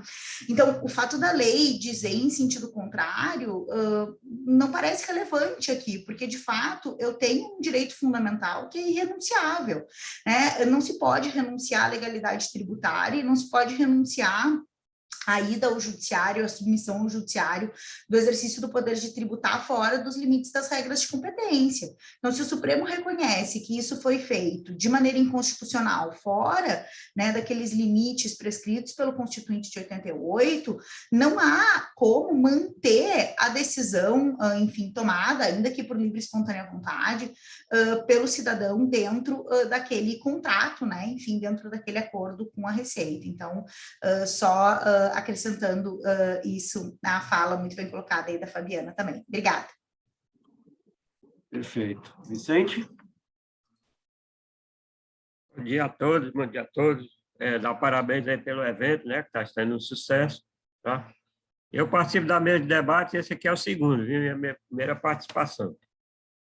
A professora Andréa Macita, ela falou no artigo 190 do CPC, não foi isso? E eu gostaria de relacionar primeiro, professor, com o artigo 3º do CPC, que diz o seguinte: não se excluirá da prestação jurisdicional ameaça ou lesão a direito, que é justamente esse princípio que foi falado, princípio de acesso à justiça, né? Aí o parágrafo 1º diz: é permitida a arbitragem na forma da lei. Parágrafo 2º: o Estado promoverá sempre que possível a solução consensual de conflitos. Parágrafo 3º: a conciliação, a mediação e outros métodos de solução consensual de conflito deverão ser estimulados por juízes, advogados, defensores públicos e membros do Ministério Público, inclusive no curso do processo judicial. Então, ele fala conciliação, mediação, tem arbitragem também, né?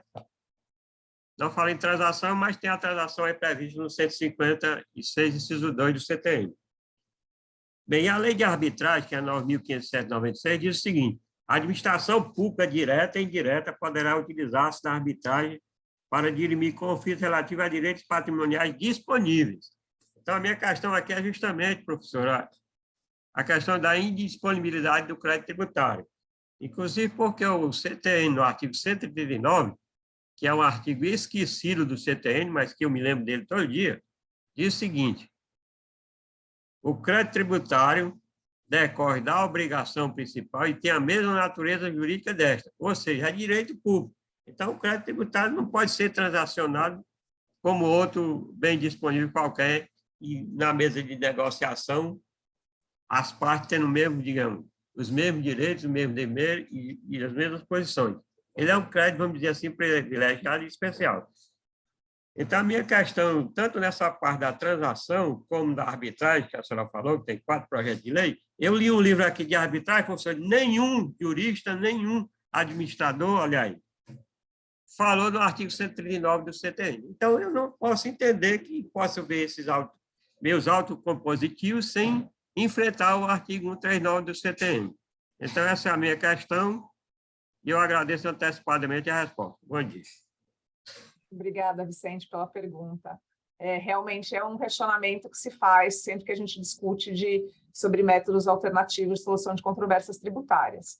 Em relação especificamente à arbitragem, o que existe ali é um método heterocompositivo. Então, ninguém, no fundo, está dispondo de nada. É um terceiro que vai resolver aquele litígio, e isso eu entendo que flexibiliza essa regra, porque não é uma concessão por parte de ninguém, é simplesmente alterar a jurisdição estatal para uma jurisdição eventualmente privada.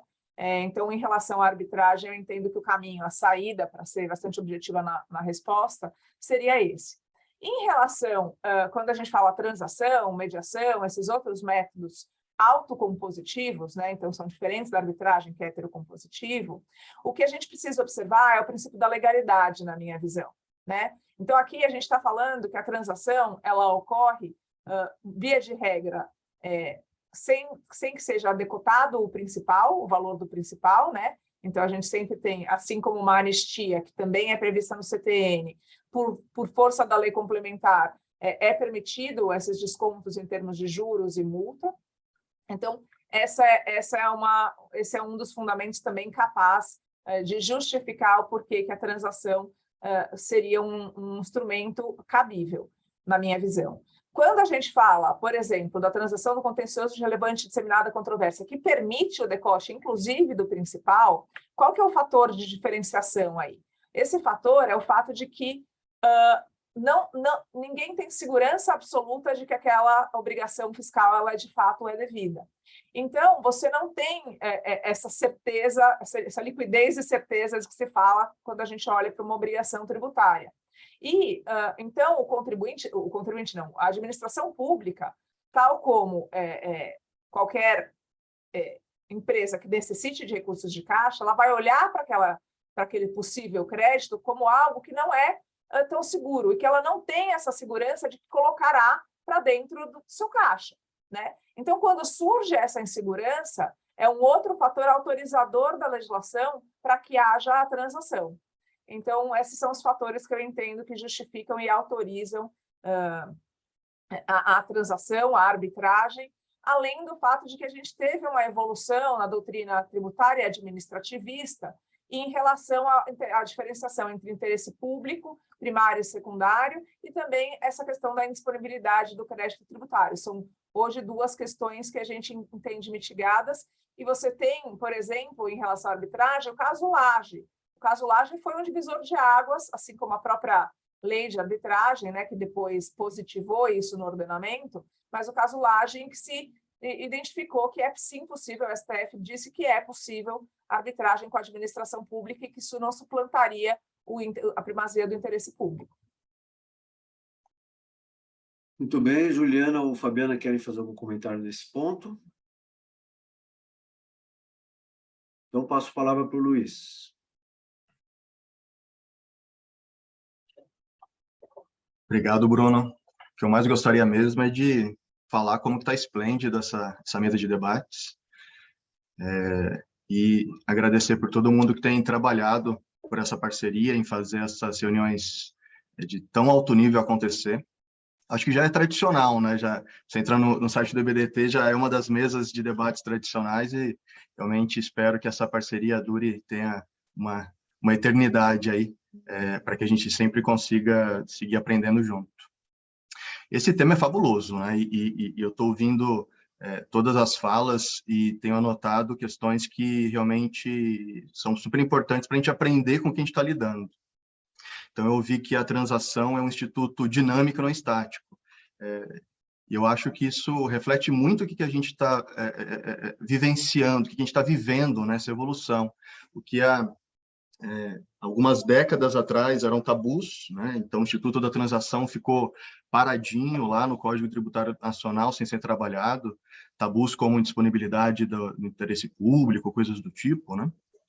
E aí me parece que agora nós temos uma legislação que tem evoluído junto com a própria mentalidade da administração pública e da evolução do paradigma físico-contribuinte, que foi outra coisa dito aqui, né, que a transação deve ser compreendida no contexto da mudança desse paradigma. Nós temos o projeto Confia, não é? Que nós temos a Delegacia de Grandes Contribuintes, a MAC, que tem feito uma atuação que não impede a espontaneidade da autorregulamentação do contribuinte. Então, acho que a transação é algo que está nesse contexto, e por ser dinâmico, me parece que está sendo testado. Eu acho que ele ainda tem muito a evoluir. Me parece que as portarias têm evoluído até para se testar esse instituto, porque nós temos ainda uma tradição de, se nós pensarmos histórica, de pouco diálogo entre físico e contribuinte, comparado com o que a gente vê em outros países, né? Faço parte de uma associação de juízes tributários, e aí, uma vez por ano, pelo menos antes da pandemia era assim, tinha uma reunião em cada país, e os juízes daquele país relatavam como era o seu dia a dia, né? Então, no Canadá, estoque zero de processos. No CARF, nós temos 130 mil processos.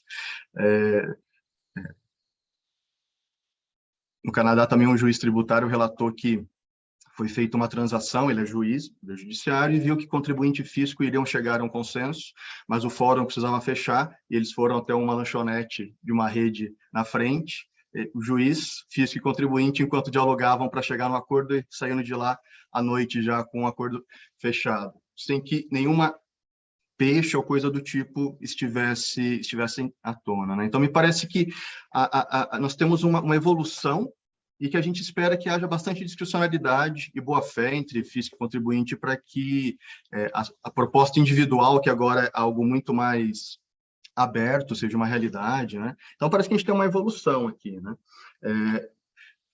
A Fabiana trouxe aqui a questão do ágio, né? E essa dúvida que havia em um contribuinte ele abrir mão da discussão presente, inclusive para autos de infração ainda não lavrados.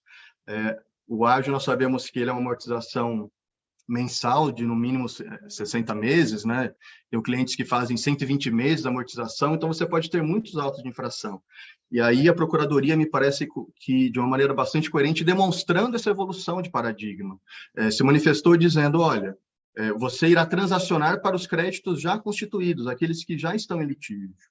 Então, se houver um lançamento futuro, após o encerramento, por exemplo, da transação, você poderá permanecer discutindo essa matéria. Isso não estará incluído na transação. Isso me pareceu uma prova de boa-fé muito importante, porque, afinal de contas, se não fosse assim, o contribuinte ele seria obrigado a incluir na transação os autos de infração ainda não lançados, e quando eles fossem lançados, ele não teria os benefícios de redução de principal ou de juros que era permitido. Então, me pareceu que a Procuradoria agiu e tem demonstrado essa intenção de promover o diálogo, né, e de interpretar essas normas de maneira bastante coerente. Eu vou trazer uma pergunta aqui que eu gostaria muito de ouvir à mesa, mas antes eu não posso deixar de endereçar a questão de se transacionar um débito inexistente. Me parece que quando nós falamos em direito tributário, eu penso que há um tributo, enquanto que a boa-fé no direito tributário é no relacionamento em relação a um tributo. Quando eu tenho o Supremo Tribunal Federal que diz que esse tributo não existe, neste caso, me parece que estaria sim aberta a possibilidade de um débito incluído em uma transação tributária ser excluído daí. Assim como nós temos, e aí me parece que há sim um encontro, Juliana trouxe essa distinção entre o mero parcelamento e uma transação, mas quando eu parcelo ou eu transaciono um débito que não existe, que já é pago, já é extinto, me parece que a inexistência do tributo é igual nessas duas situações e não haveria legitimidade para se transacionar um débito inexistente. E aí eu trago aqui um ponto que me chama a atenção na portaria, que chama de um débito já extinto, tipificado como prescrição intercorrente, entre uma das hipóteses em que pode haver um desconto porque é um débito irrecuperável. Não, um débito já extinto por prestação intercorrente é um débito extinto, que não deve ser recuperado. Não é de difícil recuperabilidade, ele não deve ser recuperado. Então, me parece que situações como essa não poderiam gerar obrigação para o contribuinte. Minha pergunta, gostaria muito de ouvir, como nós iremos lidar com a questão da igualdade? E aí, a Marta daqui a pouco vai levantar a mão também, queria ouvir a Tatiana, queria que essa mesa durasse... Bruno, pode durar até às 18 horas hoje, por favor? Nós temos a discricionariedade da administração pública. Então, nós temos a Andréa que está relatando como a Andréa explica bem as coisas, como ela consegue demonstrar, a Juliana falou isso também, é uma discussão intensa, são muitas reuniões, né? E aí um determinado contribuinte, um time de futebol, uma empresa, um contribuinte, pessoa física, jurídica, conseguiu uma determinada condição. E algo que também, entre os meus elogios que estou tecendo aqui, a transparência, né? Nós temos no Regularize até acesso a todas as empresas, as petições que foram apresentadas. Como eu consigo comparar contribuintes para que iguais benefícios sejam concedidos em contribuintes que se encontram em igual situação? Porque as peculiaridades e o caso a caso distinguem muitos os contribuintes, né? E aí, nesse sentido, também um trabalho interessante da Procuradoria que eu vejo é de homogeneidade de tratamento. Então, quando a lei fala Procuradoria, nós temos visto o Procurador-Geral, portarias, né, que aí dão uma mensagem para que haja uniformização no tratamento pela Procuradoria. Então, como nós teremos uma situação de um Brasil tão grande para que eu conceda igual tratamento a contribuintes que se encontram em igual situação, para que um contribuinte tenha um benefício zero de descontos e outro tenha um benefício máximo, por exemplo. Uma provocação que eu trago ao debate. Obrigado, Luiz. André, se você me permite, nós temos 3 minutos, eu queria dar a oportunidade para a Patrícia fazer o comentário, e aí, se sobrar um tempinho, você responde o Flávio. Obrigado. Patrícia, por favor. Joia. Bom, o assunto que eu queria trazer aqui já foi bastante comentado, mas acho que ainda tem um pouquinho mais para explorar, que é a questão de uma empresa, vamos pensar em uma multinacional que a gente sabe que, em regra, tem uma boa saúde financeira, que tem execuções fiscais garantidas por fiança bancária, que é uma boa garantia. Como que seria essa negociação? Porque a gente sabe que no norte regular de uma multinacional, em 5 anos, ela teria saúde para pagar, claro, com as dificuldades envolvidas, mas teria saúde para pagar e tem uma boa garantia. Eu quero extinguir já esse litígio ou prefiro esperar aí a execução se arrastar por talvez mais 10, 15 anos, sabendo que ela está bem garantida? Esse é um ponto. E queria saber também se vocês veem alguma possibilidade de algum dispositivo da portaria ser questionado. De repente, alguma arguição de ilegalidade, inconstitucionalidade, como que ficaria isso?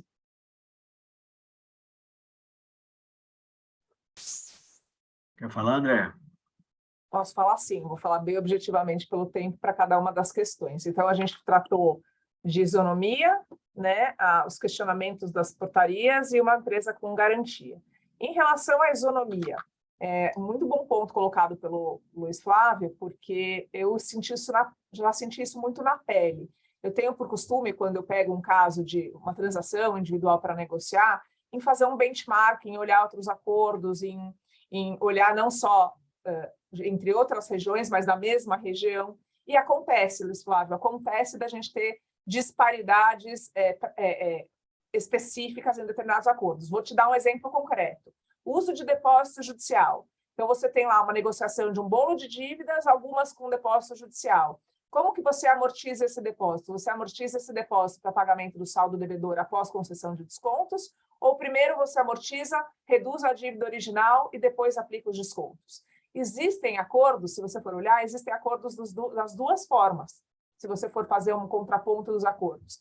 Como é que eu consigo fazer o contraponto dos acordos? Pela publicidade. Então, se eu falo de isonomia, a publicidade é essencial. O problema é que a publicidade, cada procuradoria acaba colocando e disponibilizando os acordos colocando lá, preservando o sigilo em determinados campos, às vezes sem anexo. Então, não existe uma uniformidade do que está se dando publicidade. Isso é alguma coisa que dificulta essa visualização clara. Segundo ponto, a própria Fabiana colocou que, às vezes, você não tem todos os dados, os fatos relacionados às especificidades daqueles contribuintes para aplicar o mesmo direito. Então, nesse exemplo dos depósitos, quando eu trouxe para uma negociação, para a mesa de negociação, em um dos acordos que eu estava celebrando, e que eu queria, então, usar os depósitos com os descontos, né, para amortizar o saldo devedor pós-descontos, em uma negociação eu consegui, em outra não. E daí, como que você vai explicar isso? A explicação da Procuradoria foi: eu não vou autorizar nessa, por quê? Porque dentro desse segmento, eu já fiz outros acordos que eu fiz dessa forma. Então, dentro desse segmento, eu não vou deixar. E no outro caso, só que, por exemplo, dentro do segmento do futebol, eu tenho transação, por exemplo, do Comitê Olímpico Brasileiro, que fez esse tipo de acordo dessa forma que eu queria. Então, o que significa o nicho? Qual é esse recorte? Essa é outra coisa que pode ser questionado. Mas a gente tem dificuldade de questionar, porque nem sempre a gente entende quais são os fatos que contornam aquela circunstância que permitiu ou não determinada coisa. Então, eu vejo na prática uma certa dificuldade, mas a publicidade é a chave para a isonomia. Em respondendo às questões da Patrícia, eu acho que a primeira coisa, Patrícia, se você tem uma única dívida que você quer transacionar com uma garantia, especialmente garantia de primeira linha, vai ser muito difícil, porque você vai estar dentro daquela fórmula, exceto se você tiver alguma das presunções, você vai estar com uma dívida que você tem capacidade de pagamento para pagar. É assim que a Procuradoria vai ler, e a Juliana, por favor, me confirme se eu estou falando alguma besteira, ou se é isso mesmo. Então, ela não vai ter interesse em transacionar com você, ela não vai ter interesse em te dar qualquer tipo de desconto. Muito embora você tenha ali na lei alguns momentos falando de tempo de cobrança, custo de cobrança, etc., quando existe uma garantia de primeira linha, num processo, essa conta matemática para a fazenda não fecha e daí ela não transaciona. Juliana, estou errada nesse ponto? Está certo. Quem sou eu aqui para discordar de você, Andréa? Não, a gente está aqui numa mesa de troca de ideias. Todo mundo tem possibilidade de discordar. E acho que o último ponto que você perguntou sobre dispositivos questionáveis nas portarias. Eu vou pensar alguns. Eu acho que... Agora eu vou discordar, tá? Nessa parte aí eu vou discordar. André, tem que ser rapidinho, que nós temos que encerrar aí, senão vão me expulsar da Vou falar um de cada um, então, embora eu tivesse alguns. Na PGFN, eu acho que a restrição do uso de prejuízo fiscal e saldo negativo, sobretudo na transação simplificada, que não deixa de ser uma transação na cobrança, porque dessa diferenciação. E na portaria da Receita Federal, eu acho que poderia ser questionada a ressalva temporal ao uso de créditos de controladas, que se exige que o vínculo seja, no mínimo, até o dia 31 de dezembro do ano anterior ao que a transação será realizada. Bem pontualmente. Obrigada, Bruno. Foi ótimo essa manhã de debates. Obrigado. Aí me perdoe aí pela rigidez no tempo. Se eu não for rígido com o tempo, não será o IBDT e nunca mais vão me permitir presidir uma mesa. Então, eu até falo aqui em nome do Ricardo Maris, presidente, do professor Chueiro, vice-presidente, os dois, o Ricardo está viajando, o professor Chueiro tinha aula, não puderam estar presentes, então eu tenho que cumprir aqui o papel de presidente de mesa que cumpre os horários com rigidez. Então, por isso eu vou encerrar a mesa, agradecer a participação de todos, o estrondoso sucesso que foi essa mesa. Realmente ficaram vários temas para que a gente possa discutir numa próxima. Eu gostaria de discutir mesmo os descontos, a tributação dos descontos, mas isso fica para uma próxima oportunidade. Então, agradeço a presença de todas e todos e encerro essa mesa aqui de mais um sucesso. Muito obrigado.